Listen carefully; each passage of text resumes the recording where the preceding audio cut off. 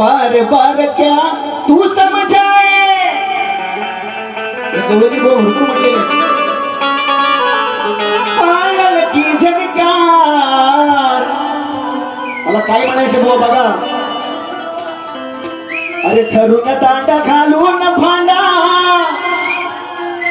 धरून दांडा घालून हांडा ही हलवाया लागली पसरून बसली राधा पाय पसरून बसली राधा हिची मलय कशी सांडली पसरून बसली राधा पसरून बसली राधा मलय हिची सांडली पसरून बसली राधा पसरून बसली